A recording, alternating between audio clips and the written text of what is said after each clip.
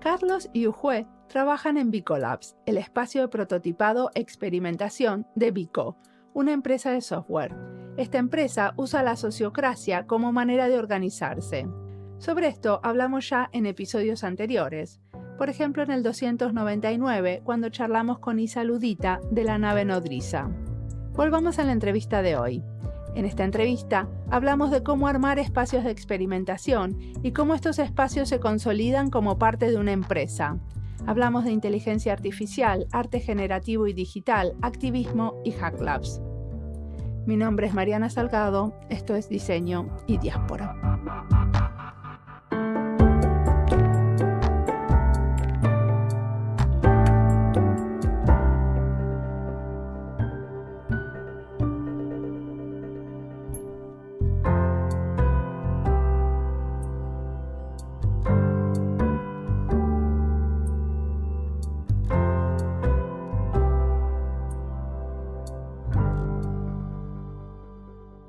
Bueno, pues yo soy Yujue Agudo, soy investigadora en Vico Labs. Mi recorrido en esta profesión ha sido como diseñadora, consultora de marketing digital y de experiencia de usuario, pero en los últimos años pues me he especializado más en la investigación empírica. Para ello he vuelto a estudiar. Vuelto a la universidad, me he sacado un doctorado y eso, ahora me he centrado en investigar dentro de Vico Labs en un tema que es el que nos encanta, que es cómo interactúan las personas, cómo interactúan con la tecnología. Y el doctorado era en psicología, ¿no? Sí, un doctorado en psicología, sí.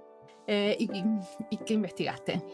Pues mi tesis se centraba en cómo los algoritmos, en concreto a mí me interesaban los de recomendación, los que nos podemos encontrar en redes sociales desde luego, pero pues desde una tienda online o un Tinder, por ejemplo, ¿no? En una plataforma de citas online, pues cómo esos algoritmos de recomendación pueden influir en las decisiones que tomamos. Esa era como la parte más gruesa de mi tesis y luego investigué algunos temas que también estaban relacionados con Vico Labs y que de hecho terminaron en un paper de Vico Labs en la revista Frontiers sobre cómo valoramos las obras artísticas que crea la inteligencia artificial, cómo experimentamos una obra cuando sabemos que ha sido creado por una máquina y no por un humano. Es eso, yo soy Carlos, también de Vico Labs. Solemos hacer como la broma de responsable de Vico Labs, pero es porque llegué antes, creo yo. Y perdóname, ¿pero qué es Vico Labs? Porque ya lo nombraron tanto que necesitamos abrirlo. Sí, además está bien. Vico Labs es el estudio de diseño o el estudio de especulación o el estudio de futuros o el estudio de... solemos utilizar la metáfora de la paréntesis, ¿no? Porque además en Vico, que es la empresa que de alguna manera es la que soporta el estudio, jugamos siempre con esta idea del paréntesis, ¿no? Somos gente casi normal, ¿no? Y entonces por eso el paréntesis.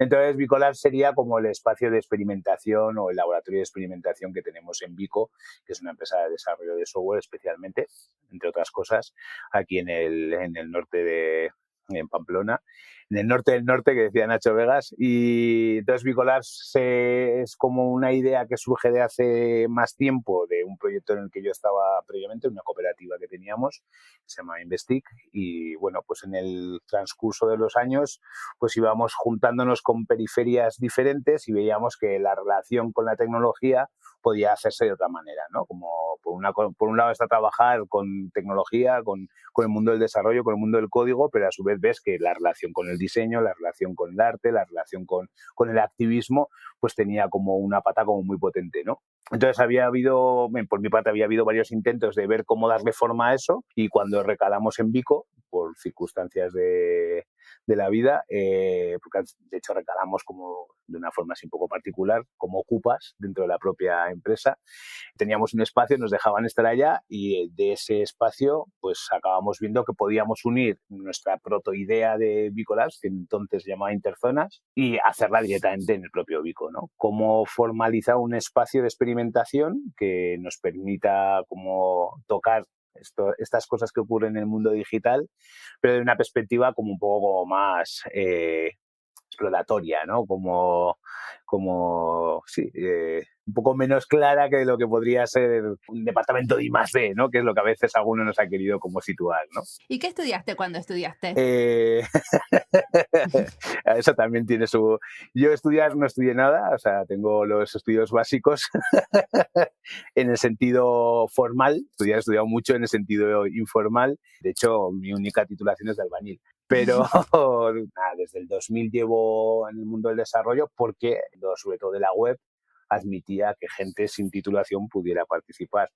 Y llevo desde el 98 trabajando en este sector. Entonces... O sea, que sos desarrollador web. Empecé siendo desarrollador web, ahora pues estoy más en esta línea de investigación y sobre todo como me he especializado bastante en temas de inteligencia artificial en los últimos 5 años. Pero bueno, he pasado por todo, ¿no? Pues desarrollador web, desarrollador a secas, consultor, responsable de equipos de desarrollo y con proyectos bastante grandes, pero siempre tocando con una patita pues espacios más dispersos, ¿no? En las periferias creativas. Siempre muy relacionado con el mundo del arte generativo, el arte digital y a su vez pues con el activismo, ¿no? He participado durante muchos años en espacios hacktivistas y eso sí que me ha dado como una visión de la tecnología como más crítica, ¿no? Y lo he mantenido. ¿Y activismo en qué cosas? Pues durante mucho tiempo estuvimos participando en la red de Hack Labs que hubo en la península y también en el sur de Europa, ¿no? Italia, Francia, España. Ahí sí que participé de una forma como bastante activa. Luego en el movimiento de la cultura libre también, pues durante muchos años estuvimos muchos por todo el mundo y seguimos, ¿no? Defendiendo una manera diferente de entender la cultura. Y luego eso derivó en cómo asociar eso al trabajo. Y en eso, pues es cuando de repente conectas con el software libre, ¿no? Como un espacio de una visión que ahora se ha quedado un poco antigua, ¿no? Pero que era las empresas del procomún, ¿no? Que había gente que nos lo creíamos y que decíamos que igual el trabajo podía permitir no solamente ser un espacio de trabajo, ¿no? Como veníamos de una cultura como muy crítica del trabajo, pues, ¿qué podemos hacer contra el trabajo? Pues por lo menos reducirlo al máximo, ¿no? Si lo reducimos al máximo, el software libre sí que nos permitía, ¿no? En esos 2005, que era cuando de repente estaba como muy fuerte, pues imaginarnos una forma de entender el trabajo, ¿no? Con una visión como muy tipo Pekka Jimanen en la ética hacker, ¿no? Pues una visión del trabajo diferente. Entonces, el activismo venía siempre muy relacionado con esa visión, ¿eh? Incluso ahí podríamos engancharlo, ¿no? Con esa... Ahora, claro, todo esto, como pasa todo tan rápido y todo se trastoca y el software libre no es lo que era, y incluso la propia idea del trabajo evoluciona, en mi consideración, a mal. Así que pues vas mutando y lo que queda es el Bicolabs, que es otro espacio un poco como... Pero hablando de trabajo, Bicolabs es su fuente de trabajo, ¿no? Sí. O sea, es el espacio donde desde los dos sacan su salario.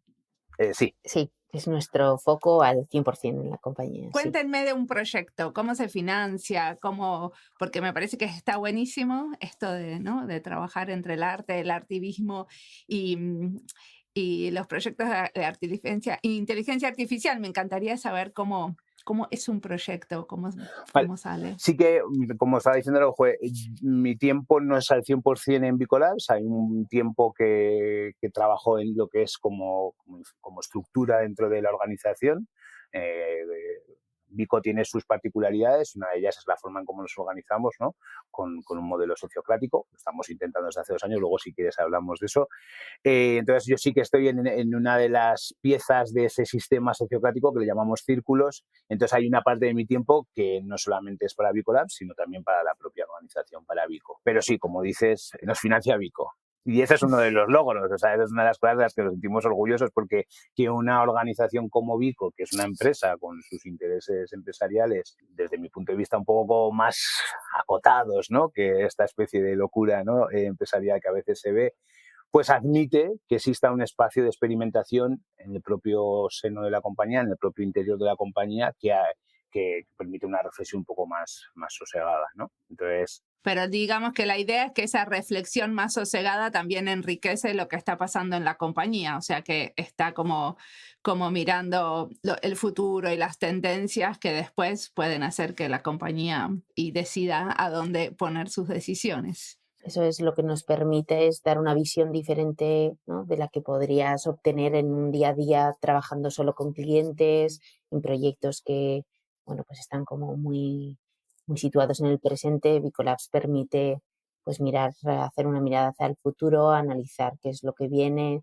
y tener, sobre todo, crearte una opinión sobre ello, ¿no? Una opinión formada, incluso a veces, pues eso, experimentada, porque no solo hemos leído sobre ello, sino pues hemos creado incluso un experimento que nos permite saber qué pasa en cierta situación o nos permite, una de las cosas que nos encanta es imaginar cómo debería ser esta relación de la persona con la tecnología pues en un futuro cercano o no tan cercano, ¿no? E incluso prototipar cómo será esa relación, crear un objeto, generar una historia en torno a ello y contarlo hacia dentro de Vico, como bien dices, para crear como eso, un conocimiento distinto para la compañía y también hacia afuera, ¿no? Una manera de devolver también a la O sociedad sea lo que que la manera de aprendemos. investigar es hacer design research o investigación a través del diseño. O sea, ustedes usan esos prototipos y eso que se imaginan, los escenarios o lo que sea que construyan para evaluar ciertas hipótesis y ver Hacemos qué esa pasa parte, alrededor. sí, porque eso en el momento, como bien dices, que imaginemos un prototipo, tenemos que hacer una parte que sería más la clásica de investigación, ¿no? De diseño, pero luego sí que hacemos una investigación más académica. O sea, hacemos experimentos empíricos, ¿no? Hacemos todo el proceso de, pues, documentarnos en qué hay en la literatura científica escrita sobre el tema que queremos investigar, diseñar un experimento lo más controlado posible, a poder ser que el experimento sea de laboratorio para tener todas las variables controladas, crear grupos, ¿no? De control, ¿no? De experimentación, de manipulación, recoger los resultados, analizarlos mediante estadísticos y terminar incluso publicando un paper en una revista científica. O sea, hacemos lo que sería la investigación clásica, pero la mezclamos con una investigación académica.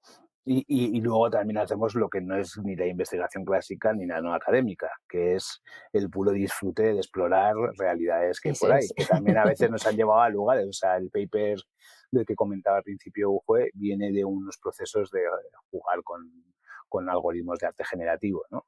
Basados en machine learning, ¿no? Basados en inteligencia artificial. O sea, intentamos no ponerle mucho límite a la historia porque al final ahí es donde pueden ocurrir como esas pequeñas magias, ¿no?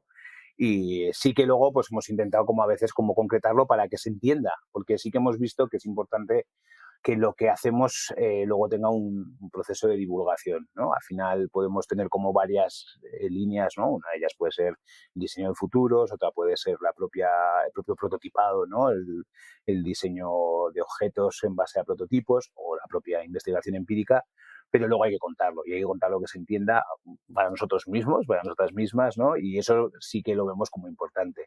Entonces, en eso hemos creado como un pequeño como método, ¿no? Método de forma de cómo hacemos, ¿no? Bien, se admite todo, se puede explorar todo, pero sí que hay huecos donde luego hay que darle un sentido, ¿no? Si estás creando un experimento, una exploración que te lleva a algún lado, guay, pero si es experimento, y aquí pues un juez, ¿no? Como, como la guardiana de la investigación dice, bueno, pues hagámoslo para que sea un experimento. Y luego hay que contarlo. Y hay que contarlo pues en los foros en los que nos invitan o en los sitios en los que nosotros nos inventamos, ¿no? Perfecto. Bueno, a ver, ¿me cuentan uno? Bueno, podemos ¿Vale? contarle dos, ¿no? Que serían como dos líneas diferentes, el Sebastián y el paper. ¿No? Vale. Arranca con el paper, Ujue. Vale, pues bueno, como bien dice Carlos, por ejemplo, publicamos recientemente un paper en una revista científica, Frontiers. El paper se llama Assessing Emotion and Sensitivity of Feya Artwork, creo recordar. Y en realidad parte, como dice Carlos, no de la idea inicial no era una investigación empírica como tal, ¿sí? Carlos había creado una pieza de arte generativo que se llama Watercolor Melody Machine, que bueno, la puede explicar mejor Carlos, pero la idea es que hay una inteligencia artificial que está improvisando al piano mientras está pintando sobre un lienzo.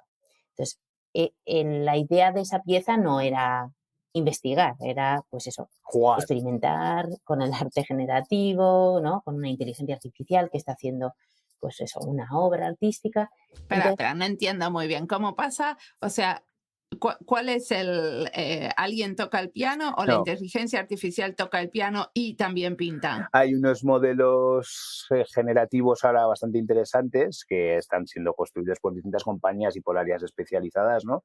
Y hay un proyecto que se llama Magenta, que lo que está haciendo es intentando entender los elementos básicos, ¿no?, de la composición musical. Y una de las líneas que han tocado es el de la expresividad, ¿no? Lo fuerte y lo calmado del golpe de una nota en el piano se puede aprender por una herramienta de Machine Learning. Pues sí.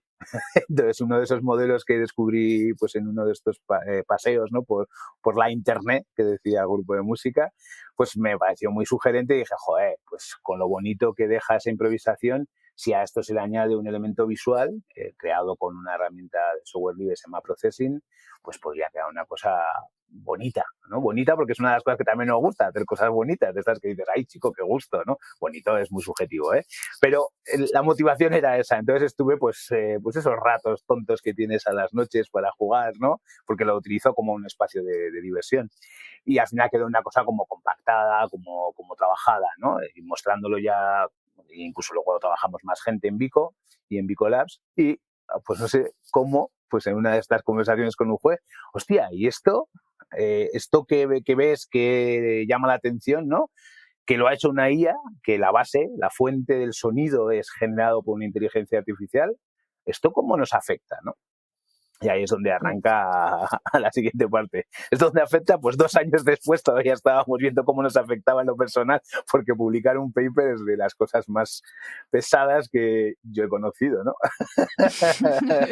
Por eso esto que contaba Carlos de que tampoco nos gusta encasillarnos del todo, porque la verdad es que cambiamos como de foco. O sea, los temas siempre son de base los mismos, pero podemos empezar por algo generativo como era esta pieza de watercolor y luego de repente decidir que esto tiene sentido, puede ser la base de un experimento científico, ¿no? Entonces estábamos en ese momento colaborando con la que era mi directora, la que era porque ya terminé la tesis, que seguimos colaborando con ella, pero con Elena Matute de la Universidad de Deusto, y entonces decidimos hacer un experimento con esta pieza artística. Entonces hicimos un experimento de laboratorio en el que presentamos a participantes la pieza de watercolor, un vídeo en el que se veía la inteligencia artificial pues improvisando al piano y pintando sobre el lienzo. Y lo que hicimos es contarles a la mitad de los participantes la verdad, pues que la pieza había sido generada por una IA, y a la otra mitad les dijimos que eran artistas humanos. Entonces lo que queríamos saber es si el hecho de saber quién es el autor de la pieza les influía en cuánto se habían emocionado viendo la pieza y qué sensibilidad atribuían al artista y a la pieza. Y lo que encontramos es que, bueno, pues tenemos como cierto prejuicio hacia cuánto de arte, como de artístico puede ser una pieza creada por la IA, porque cuando la gente creía, los participantes creían que el artista era humano, pues decían que se habían emocionado más, ¿no? Entonces, bueno, al final hicimos 2 experimentos para demostrar que esto era así. Vimos que el creer que la IA es capaz de tener capacidades creativas, pues hacía que dijeran que se emocionaba más. O sea, al final estaba muy relacionado con esa idea que podemos tener de hasta dónde puede llegar la IA a la hora de, al menos, de trabajar el campo del arte. Y ese es... Sí, perdona, Carlos. Que aquí una de las cosas que nos pasó es que, claro, como en la literatura y en la literatura y en el folclore, en las dos, en la literatura académica y en el folclore, yo soy muy amigo del folclore de Internet. Hay como una obsesión continua de hasta dónde va a llegar la IA, ¿no? Pero lo que no a veces hacemos es como mirarnos y hasta dónde vamos a soportar nosotros eso con la IA, ¿no? Con esa IA que es como un sistema maquínico, que al final siempre hay empresas y hay relaciones y hay intereses. Entonces, nunca se había hecho, o sea, hay muchos papers buscando la capacidad creativa de la IA, pero no había tantos preguntándonos a nosotros qué opinamos de esa capacidad creativa, incluso qué sentimos con esa capacidad creativa. Y ese sí que fue un trigger, ¿no? De joder, ¿y cómo me siento yo delante de algo que supuestamente va a generar, que su intención es generar emoción? Y entonces esta fue como parte de la clave, ¿no?, del paper. O sea, la conclusión es que la inteligencia artificial puede generar emociones y que la gente en realidad no se da cuenta de la diferencia entre algo hecho por un artista y por la inteligencia artificial. ¿Lo entendí? Bueno, que no se da cuenta, en realidad sí, tienes razón, porque los pocos papers que había antes también, si tú no dices a alguien que esa pieza está creada por una IA, normalmente dan por hecho que está creada por un humano, ¿no? Porque no concebimos de partida que algo creativo está hecho por una IA.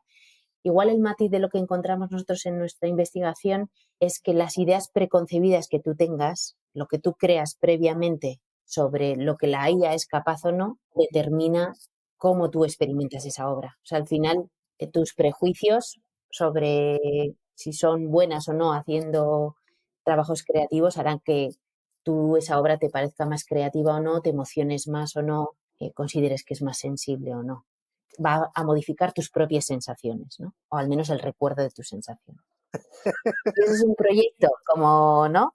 Como muy concreto, pero bueno, Carlos proponía, ¿no? Que te contáramos Sebastián, que es como otra cosa totalmente distinta. Con Sebastián nos pasó que, pues ya hace unos años, no muchos, pero vaya, que en el momento en que de repente los altavoces inteligentes, los que poníamos en casa, ¿no? Los assistants, Google, ¿no? eso es. Hubo como un boom y todo el mundo, bueno, se presentaban como este va a ser el regalo de las Navidades, ¿no? Todo el mundo va a tener un aparato de estos en casa. Nosotros nos empezamos a preguntar si nos gustaba como aparato para tener en casa, ¿no? Y teníamos como cierta discusión. Entonces, teníamos como discusión, bueno, ¿nos apetecería tener uno de estos en casa? Y teníamos como Estaban las tres Sí, opciones. estaba el entusiasta de que sí y ya se lo había comprado, el no sé yo muy bien y entonces se lo regalaron, que fue a Carlos, y la no, que era yo, que era no, porque tengo la sensación de que voy a poner a un tipo sentado en mi mesilla escuchando todo lo que hablo y eso me pone muy nerviosa, ¿no? Entonces nos planteamos cómo cómo tendrían que haber sido estos aparatos para que yo no tuviera miedo a tener un aparato de estos en casa, ¿no? Bueno, más que miedo era como eso, la sensación de no tengo el control sobre el aparato. Creo que va a estar todo el rato escuchándome y no tengo la garantía de que lo que me escuchen es lo que yo quiero que me escuchen, porque eso mejora el funcionamiento del aparato, pero no sé, no voy a poder tener esa garantía de que cuando quiero que no escuche, pues que no lo haga de verdad. Bueno, la realidad es que también es lo mismo con nuestras computadoras, Sí, ¿no? sí, sí. Sí. Lo que pasa es que esto ya nos parecía como un salto, porque estás metiéndolo en tu casa. O sea, ya en tu casa de forma ¿Y dónde continua, tenés la computadora? ¿No? Porque yo tengo la Hombre, pero yo la cierro también. de vez en cuando. En realidad, además, que, o sea, sí que era como un juego y era un juego especulativo porque luego sabemos que incluso el tiempo de escucha y la forma en la que escuchan, o sea, que todo está limitado, pero la intención de las empresas que habían producido esos productos, no, en su intención no estaba dejarnos tranquilos o tranquilas. No había una intención de eso. Era, esto no te preocupes, esto lo pones que te va a ayudar para saber el tiempo y poco más, ¿no? Ahora ya se ha descubierto que poco más. Pero en su momento no había como una intención de decir, ya que he diseñado un producto que cambia un poco nuestro hábito de estar en casa, y de repente hablo con una máquina, dame garantías de que va a ser un elemento que no ataque ni mi intimidad, ni mi privacidad, ni mi ser público, ¿no? Que yo lo decida, ¿no? Que yo pueda decidir sobre eso. No lo hacen. De hecho, en el Google Home tienen un botón de apagado, que es lo único que hay físico, pero es el único botón, o sea, tienen todo lo demás que se hace por voz, pero lo único que no se hace por voz es apagarlo, pero es una fricción, ¿no?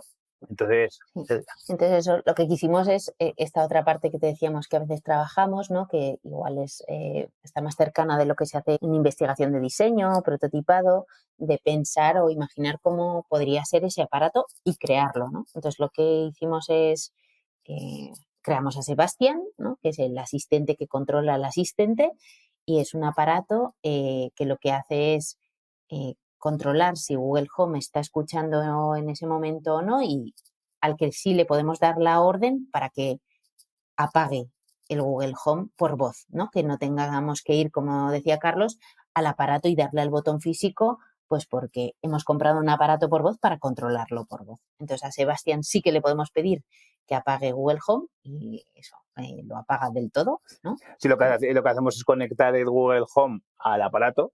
El que alimenta el Google Home es Sebastián, el que alimenta eléctricamente. O sea, entonces así ya sabemos que...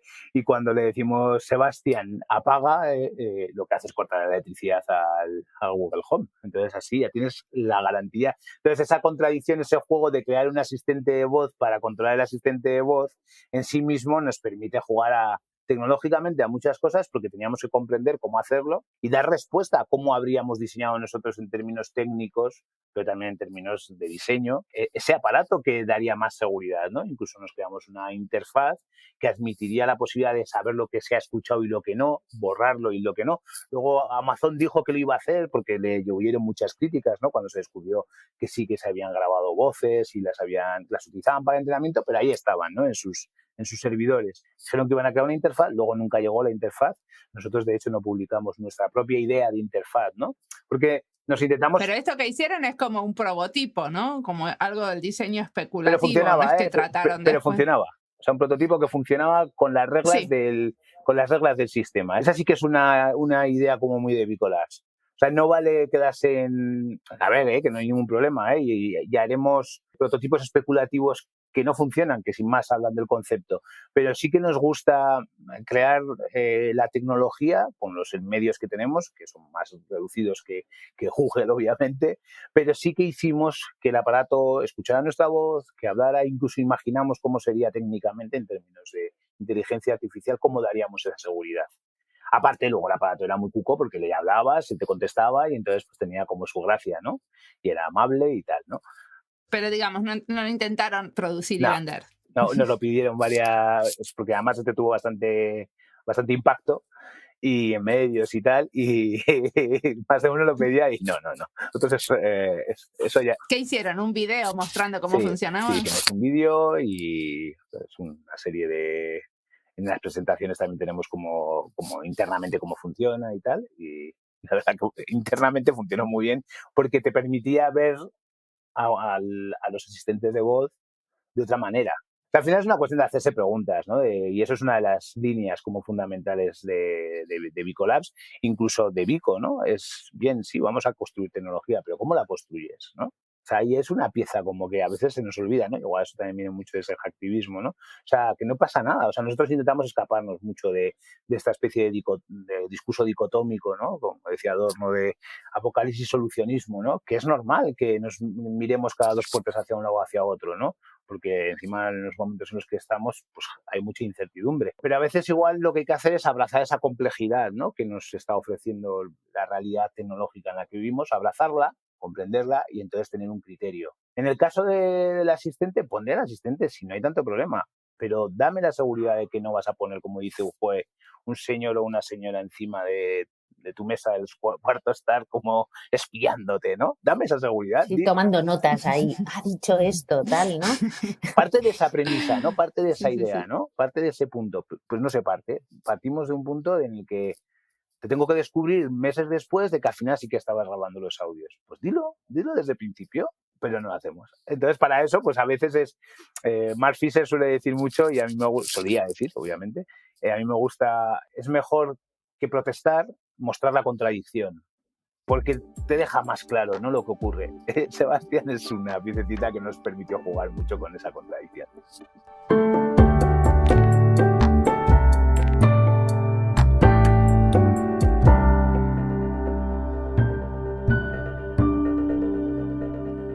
Esta entrevista es parte de las listas Fab Labs, España y Diseño, Laboratorios de Innovación, Diseño UX, Arte y Diseño Social. Carlos y Ujue proponen abrazar la complejidad de la realidad tecnológica donde vivimos y poner un criterio. Y las dos cosas están bien conectadas, porque abrazar la complejidad es una manera de decir que la queremos entender y aceptar, lo cual es indispensable para ponerle criterio a lo que hacemos cuando diseñamos. Y estos experimentos que nos cuentan son maneras de entender y de jugar. Todos tendríamos que tener estos espacios tomados dentro de otros espacios, como es el caso del laboratorio dentro de una empresa, porque un laboratorio de experimentación autónomo tiene menos sentido. Le veo mucho de lógico que sea dentro de una empresa para poder estrechar los límites de lo que la empresa produce, para poder repensar en nuevas maneras de diseñar y los valores o los principios guías que tenemos. Y que este laboratorio esté bien adentro de las decisiones de negocio y diseño, no como algunos laboratorios que están aislados de las decisiones de la empresa o de la organización. No queremos nichos de innovación, sino que la innovación que se produce en los laboratorios se impregne en cada decisión de la empresa, que sea parte y que pueda influir. Sigamos ahora escuchando a Carlos y Ujue y entendiendo más de su maravilloso trabajo.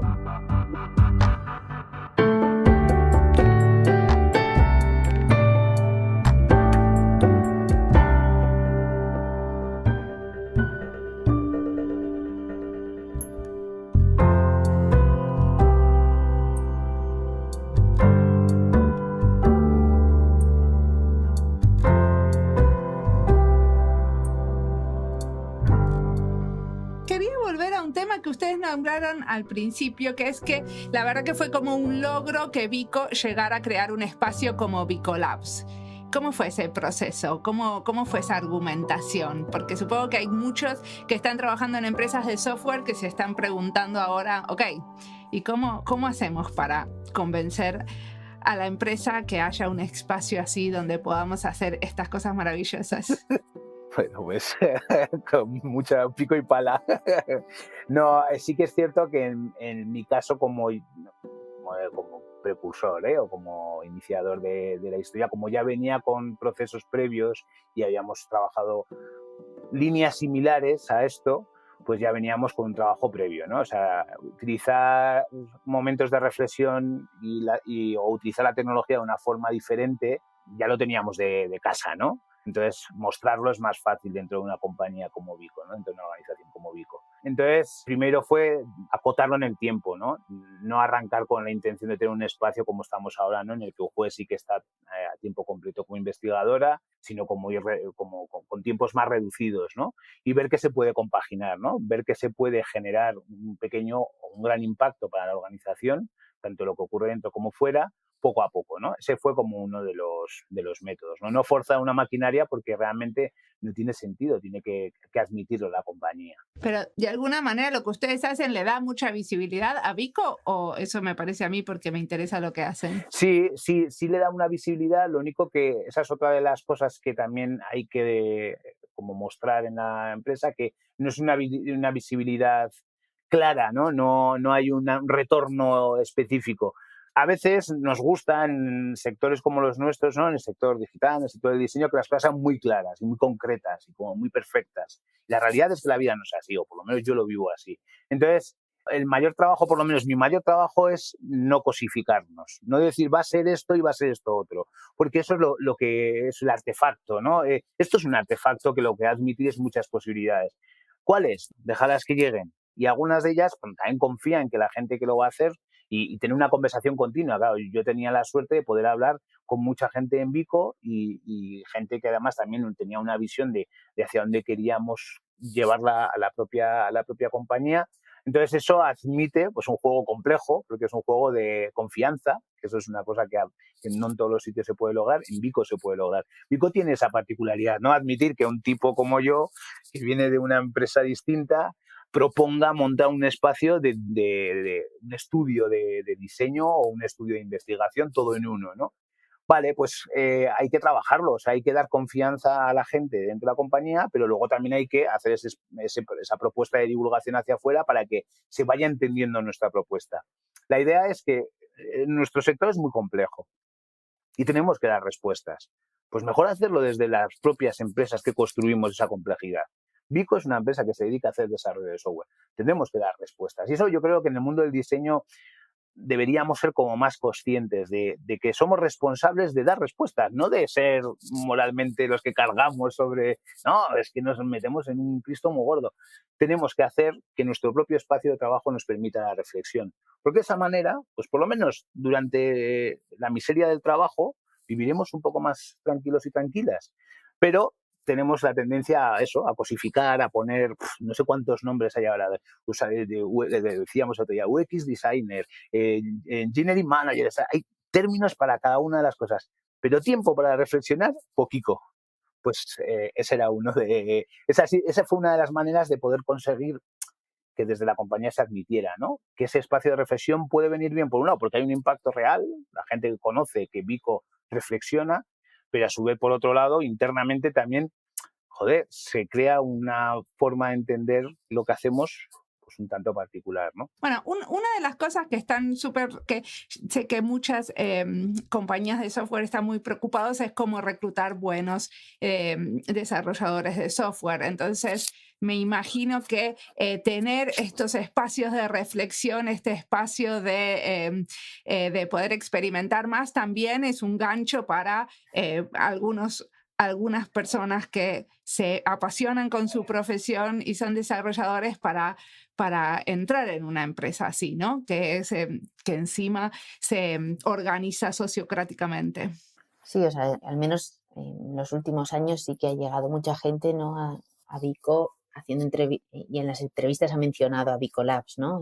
Conozco, sé lo que estáis haciendo, he visto esto, he visto otro, ¿no? Y lo mismo que decías respecto a la visibilidad. O sea, yo llevo, bueno, no voy a decir cuántos años, pero pasan de los 20 en la profesión, y hay gente que me ha conocido a través de Vico Labs cuando llevo toda la vida trabajando en el mismo sector que él, ¿no? Y he dado charlas y he trabajado en proyectos muy relevantes, pero al final la visibilidad ha llegado a través del laboratorio, ¿no?, del estudio, porque estamos haciendo cosas que realmente, bueno, pues son diferentes y llaman la atención. Entonces, sí, yo sí que creo que es un captador de talento que también hemos ido como definiendo sobre la marcha, porque igual alguien se plantea, como dices, cómo montar algo como esto, ¿no? Y nosotros el primer día teníamos claro hacia dónde queríamos ir, pero era como nebulosa, ¿no? Sabemos que queremos tener un espacio, pues eso, para experimentar, para explorar, para investigar, para prototipar, pero no sabemos cuál es el camino, ¿no? Y en ese camino hemos probado y reflexionado sobre distintas cosas. Pues quizá deberíamos vender proyectos. Bueno, luego nos damos cuenta que eso nos acota, ¿no?, más que nos abre. No, bueno, pues tiene que ser que si hacemos un proyecto es porque alguien ha visto lo que hacemos y lo que quiere es esto que hacemos, no nosotros vamos a proponer algo, porque entonces se crean no, pues discordancias. O en ese proceso, bueno, pues no lo sé, ¿cómo tendríamos que difundir, no? O sea, hemos ido como modificando nuestro camino o encontrando el camino más bien, siempre teniendo súper claro hacia dónde íbamos. Y parte de ese hacia dónde íbamos es que sabíamos que había que mostrar hacia afuera la potencialidad de la empresa en la que estamos, pero también el camino que nos queda dentro del sector por explorar y reflexionar, ¿no? Que una de las cosas que más nos preocupa a veces es que estamos en un sector tecnológico y de diseño, todo son posibilidades y eso está muy bien, pero a veces falta un poco de mirada crítica de, vale, todo son posibilidades, pero hay que tener ciertas cosas en cuenta porque no todo vale, ¿no? Ahora que me dejaste picando una de las preguntas del final, ya podemos ir yendo. ¿A dónde van? ¿No? Así como en ese momento no sabían a dónde iban, pero ahora, si hablamos un poquito del futuro, ¿qué se imaginan del futuro de Vico Labs? Bueno, como hemos ido adaptando esa visión de lo que hemos como dejado más claro cuáles son esos espacios donde sí que nos sentimos cómodos y cómodas, ¿no? Esa idea del prototipado, el diseño, de la investigación, son espacios que ya nos permiten, ¿no?, saber cuándo es investigación y cuándo es exploración, ¿no?, cuando estamos jugando o cuando estamos ya directamente llevándolo a un lugar concreto. También sabemos que la divulgación es un elemento como fundamental. Entonces, asentar esas bases y consolidarlas, eso es en un futuro corto, esa es una de las líneas. Sí que creemos que, utilizando una metáfora que le gusta mucho a Ujue, que es Queen, y especialmente su forma de entender la música, pues que hay que componer mucho. Hay que componer, y ese es uno de los problemas que tiene Vico Labs, que pues hay que estar todo el rato como dándole al coco y haciendo cosas y llevándolas al terreno. Entonces tenemos que seguir componiendo, y eso lo que sí que nos está permitiendo es tener como más relevancia. El futuro es ser un poquito más relevantes para que esta manera de entender la tecnología pues nos permita hacer que más gente piense que debe tener su espacio como el nuestro en otros sitios. ¿Eso que nos admite? Pues nos admite más colaboraciones. Entonces, el futuro nuestro es un poquito más relevantes para más colaboraciones, más conversaciones con más gente, para a su vez seguir ampliando esta visión de que se puede tener como un espacio de reflexión en el sector, ¿no? Como asentar esa idea de una forma como más clara. Ese sería para mí como un futuro a medio plazo como deseable, ¿no? Si yo tengo que trabajar todos los días, pues que la vida en el trabajo sea mejor, o sea, unas vidas vivibles, ¿no? Pues un elemento para conseguirlo, desde mi punto de vista, es tener como un espacio real para la reflexión. Entonces, asentar eso no solo nosotros, sino que más gente lo pueda asentar, o sea, lo pueda como capturar, ¿no? A mí me parece, por las conversaciones que hemos tenido con gente, compañeros y compañeras del sector, pero no solo del sector, esto es importante. Hay que pensar, hay que leer, hay que reflexionar. ¿Cómo lo hacemos? Mira, nosotros lo hemos hecho creando un espacio como Bicolabs. Tú también puedes. Sí. Perfecto. ¿Y qué me decís, Ujue? Bueno, es un poco lo que dice Carlos, o sea, estoy de acuerdo. Creo que hemos ido como descartando lo que sabíamos que no queríamos ser y hemos ido encontrando en qué espacios creemos que podemos hacer las cosas bien y puede ser muy interesante que estemos trabajando ahí. Entonces, ahora toca consolidar eso y hacer más de eso, ¿no? Componer, componer, componer. Y luego sí que nos hemos dado cuenta este último año que nosotros igual nos metemos en un tema, lo profundizamos un montón y entonces eso nos permite pues tener esa visión crítica de, ¿no?, dónde están las pegas, dónde están las posibilidades, dónde están los matices que hay que tener en cuenta. Y cuando hemos querido compartir ese discurso hacia afuera, nos damos cuenta que en el sector a veces estamos muy preocupados por aprender cosas muy, muy, muy, muy del día a día, ¿no? Quiero saber cómo se hace esto en concreto para aplicarlo mañana mismo, ¿no? Y entonces hace que solo estemos pensando, pues eso, en el día a día, y esa visión más crítica es que ni siquiera a veces nos damos cuenta que estaría bien adquirirla, ¿no? Y que ahora mismo pues hay poca gente que esté pensando en ello, ¿no? Cuando hemos dado algún curso sobre, pues eso, límites o posibilidades y a la vez handicaps de, por ejemplo, el diseño del comportamiento, ¿no? Behavioral Economics en tecnología. Pues encontramos que sí que hay gente que está pensando en ello, pero no son tantos, ¿no? No hay tanta gente al menos haciendo esa reflexión. Entonces, a mí me gustaría encontrar la manera de ampliar ese discurso y que más gente empecemos a adquirir esa visión, ¿no? O al menos juntar a todos esos que estamos pensando en ello y encontrar los foros para hablar de esa visión crítica, de hablar de las posibilidades, de cómo mejorar las cosas hacia adelante, ¿no? Y no solo de, ¡guau! Mira qué pasada esto, todo lo que nos permite hacer bien, ¿vale? ¿Y qué es lo que no nos permite hacer o creemos que nos está haciendo bien y habría que hacer mejor? Nos juntamos todos los que estamos pensando o preocupados por este tema y hablamos sobre ello. Entonces, sí que creo que es un reto de Bicolabs que en el componer, pues todavía no nos da tiempo, además, ¿no?, a todo esto, pero sí que me gustaría que fuera algo en un futuro cercano. El de juntarnos, crear como esa comunidad, ¿no? Eso lo tenemos ahí todo el rato como pendiente, ¿no? Y yo creo que sí. Quería añadir una cosilla que yo creo que es importante para darle sentido, porque además hemos utilizado 2 veces el término, ¿no?, o 3, que es el de sociocracia, ¿no? ¿Cómo admite, cuál sería el futuro, ¿no? El futuro ideal. Claro, si las compañías las consideramos como posiblemente, las empresas las consideramos como posiblemente de los espacios más opacos que hay en la sociedad, ¿no? Es la institución que mejor admite que no se pueda ver nada dentro, ¿no? Cada vez menos, porque la sociedad también está pidiendo que no sea así, ¿no?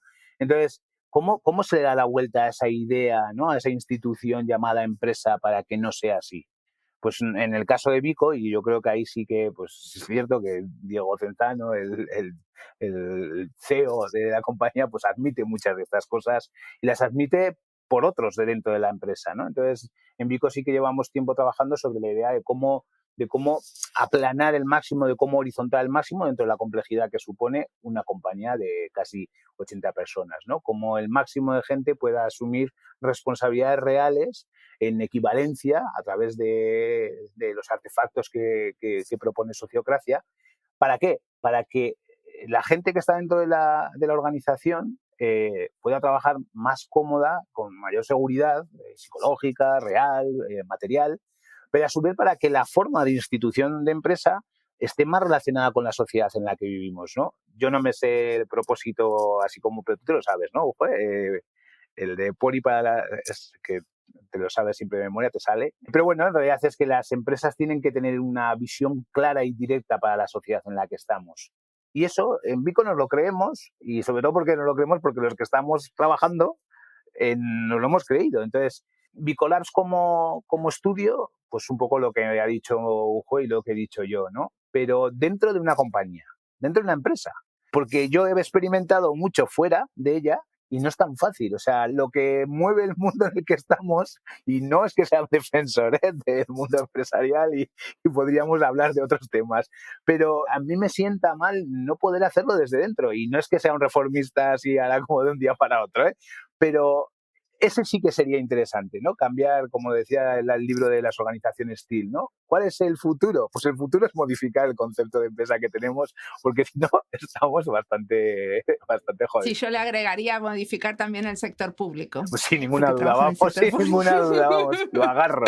El día que los ministerios se organicen sociocráticamente, también vamos a lograr espacios menos jerárquicos. Claro, es que porque es que encima no funcionan, o sea, si es que el problema es que no funciona, eso yo creo que ese es el problema. Damos por hecho cosas, abrazamos cosas que funcionan mal. Entonces, bueno. Muy bien, y si queremos leer sobre este tipo de cosas, escuchar, mirar, ¿qué nos recomiendan?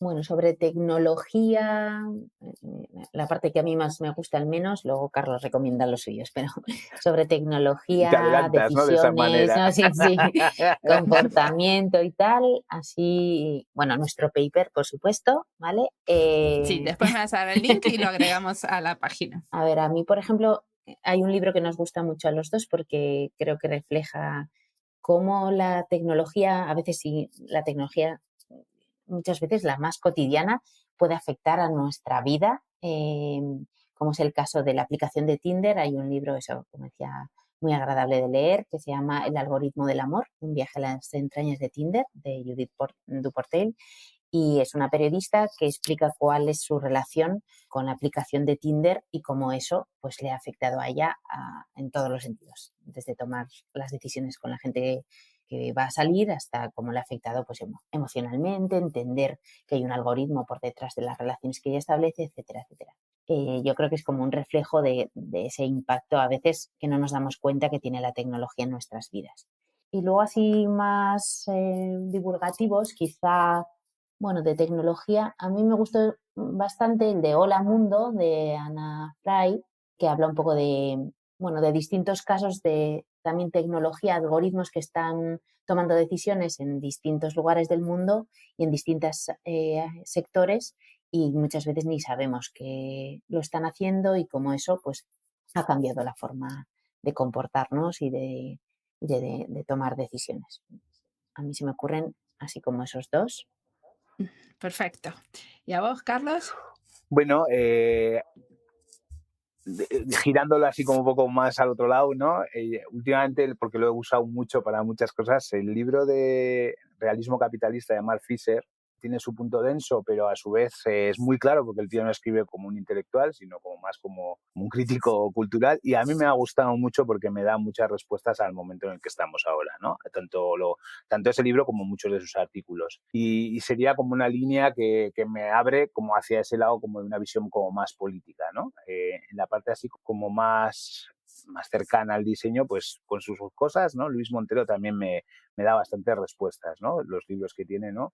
Dejar que las máquinas vengan a mí también ha sido como una aproximación muy filosófica e incluso como también compleja, pero bueno, que a mí me da bastantes respuestas. Y ya en lo concreto, pues cosillas así como más en el mundo del arte generativo, personas como Zach Lieberman o Patricio González, consideran y usan la tecnología, en la visión como más artística, de una forma que a mí me satisface mucho y que admite como eso que también queremos, ¿no? En Bicolabs, que es el código como una forma de expresión, ¿no? La idea de que el código no solo vale para crear esos elementos funcionales, ¿no? Sino como también para expresarnos, ¿no? Y a mí eso, pues claro, pues como me gusta ver el código no como puede ver alguien una pieza de arcilla, o pues yo lo veo así. Entonces, verlo reflejado en esta gente que hace cosas tan bonitas, pues me gusta, ¿no? O la misma, que no me acuerdo, responsable de P5JS, la que fue la desarrolladora, Mark, no me acuerdo el nombre, te lo pasaré en el enlace y así lo ponemos. Bueno, serían como las dos líneas, ¿no? Pues una como visión más política y más de cómo comprenderlo, y luego una visión como más del gusto, ¿no? Y del disfrute de lo tecnológico. Buenísimo. Bueno, muchísimas gracias por la entrevista. A ti por entrevistarnos. A ti. Sí. Por darnos la oportunidad.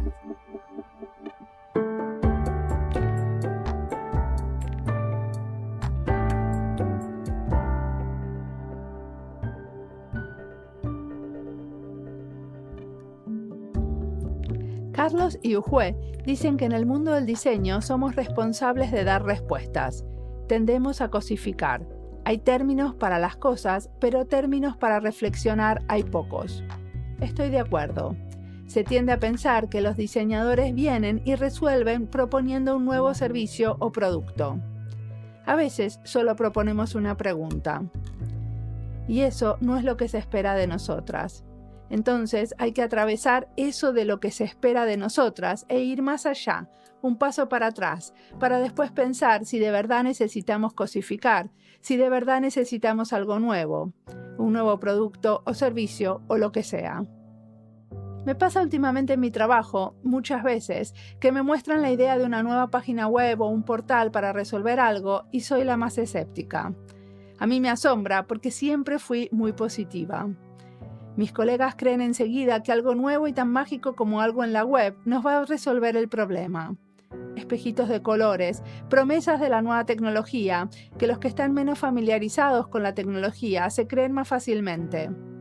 Quizás porque vi nacer y morir tantos portales, me parece que hay que preguntarse 1000 veces antes de empezar a hacer algo de cero o usar algo que ya está, y poner el esfuerzo en entender cómo nos podemos apropiar y qué hay que hacer para que lo que está mejore y nos sirva.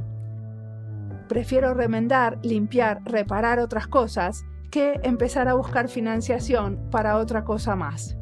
No cosificar, no pensar en algo nuevo cada vez. Es la manera de diseñar que podemos apoyar cuando pensamos en diseñar para la austeridad y el decrecimiento.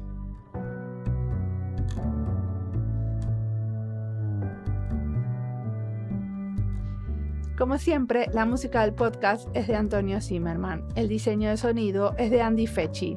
Este podcast está publicado con licencia creativa común con atribuciones. Esto fue Diseño y Diáspora. Pueden seguirnos en nuestras redes sociales en YouTube, Instagram y Twitter o visitar nuestra nueva página web diseñoydiaspora.org. No olviden recomendarnos. Nos escuchamos en la próxima.